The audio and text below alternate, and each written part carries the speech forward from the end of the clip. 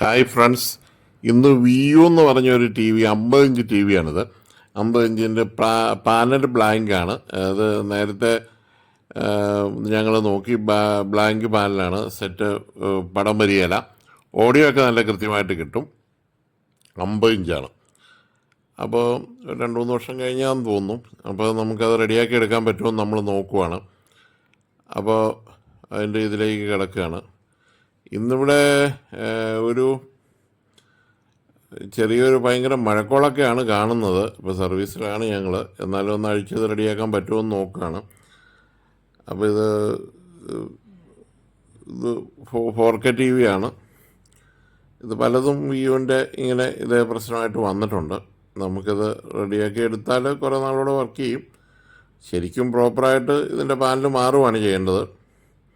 Panel നമ്മൾ മാറുന്നതിന് പകരം നമ്മൾ സർവീസ് ചെയ്തെടുക്കാൻ നോക്കുകയാണ്.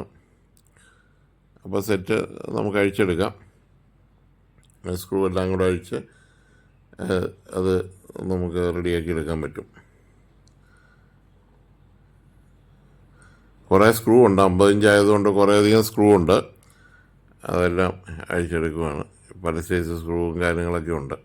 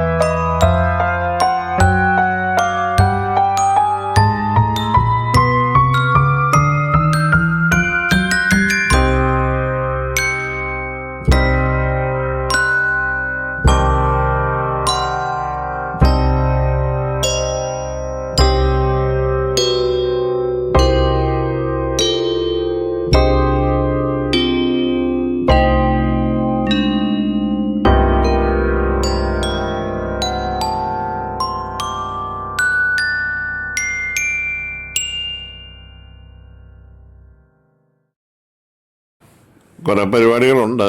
നമുക്കത് ഷോട്ടിങ് വരുന്നതാണ്. എവിടെയാണ് ഷോട്ടിങ് എന്നുള്ള കാര്യങ്ങളൊക്കെ നോക്കി പടിപടിയായിട്ട് വേണം അത് റെഡിയാക്കി എടുക്കാൻ. ചിലത് നമ്മൾ റെഡിയാക്കി എടുത്താൽ കുറേ നാൾ പോവും. ഇത് AEO എന്ന് പറഞ്ഞൊരു കമ്പനിയുടെ പാനലാണ്. വലിയ കുഴപ്പമില്ലാത്ത പാനലാണ്. പല കമ്പനികളും ഈ പാനൽ ഉപയോഗിക്കാറുണ്ട്. പിന്നെ ഈ 4K പാനലാകുമ്പോൾ ഉള്ള ഒരു കുഴപ്പമെന്ന് വെച്ചാൽ 4Kക്ക് ആയുസ് കുറവാണ് പൊതുവെ. കാരണം വെച്ചാൽ ഫുൾ HD ടി വി കൂടുതലൊരു ടി വിയുടെ ആവശ്യം സത്യത്തിൽ നമുക്കില്ല.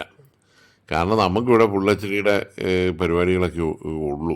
നമ്മൾ ഡിഷ് വെച്ചാലും കേബിൾ എടുത്താലും എല്ലാം ഫുൾ HD മാക്സിമം ഉള്ളൂ. പിന്നെ അല്ലെങ്കിൽ യൂട്യൂബൊക്കെ കാണുമ്പം ഇത് ചെയ്യാൻ പറ്റും. എന്നാണേലും നമ്മൾ സെറ്റ് റെഡിയാക്കിയിട്ടുണ്ട്. അപ്പോൾ അതിന് കുറേ കാര്യങ്ങളൊക്കെ ചെയ്യാനുണ്ട്. ചിലപ്പോൾ ചെറിയ കുറവുകളൊക്കെ വരാം, എന്തെങ്കിലുമൊക്കെ വരാം. പക്ഷേ ഒട്ടും കുറവുകളില്ലാതെ നമ്മൾ മെനക്കെട്ടിരുന്ന് ചെയ്തെടുത്താൽ ഒട്ടും കുറവുകളില്ലാതെ നമുക്കത് റെഡിയാക്കി എടുക്കാൻ പറ്റും. എന്താണ് ചെയ്തത് അങ്ങനെയുള്ള കാര്യങ്ങളൊക്കെ ഞാൻ പറഞ്ഞുതരാം.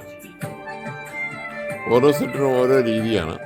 നമുക്ക് എല്ലാ സെറ്റും ഒരേപോലെ ചെയ്യാൻ പറ്റത്തില്ല. ഒരേ കംപ്ലൈൻ്റ് ആയിരിക്കുകയില്ല എല്ലാ സെറ്റിനും.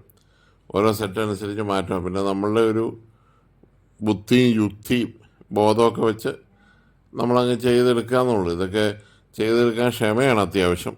വളരെയധികം ക്ഷമയും പിന്നെ ദൈവത്തിൻ്റെ ഒരു അനുഗ്രഹവും ഒരു ഭാഗ്യവും ഇതെല്ലാം കൂടെ കൂടിയാൽ മാത്രമേ നമുക്കൊരു ഇങ്ങനെയുള്ള കേസിലൊക്കെ ഒരു കംപ്ലൈൻറ്റ് തീർത്തെടുക്കാൻ പറ്റുള്ളൂ. ഇതിപ്പോൾ സെറ്റ് റെഡി ആയിട്ടുണ്ട്. നാളെ ഭയങ്കര ഇടിയും മഴയായതുകൊണ്ട് തൽക്കാലം നിർത്തുവാണ്. നാളെ ഇതെന്താ ചെയ്തതെന്നുള്ള കാര്യങ്ങൾ നാളെ പറഞ്ഞുതരാം. അപ്പോൾ ഇതുവരെ വീഡിയോ കണ്ട എല്ലാവർക്കും ഒന്ന് ലൈക്ക് അടിച്ചേക്കണേ.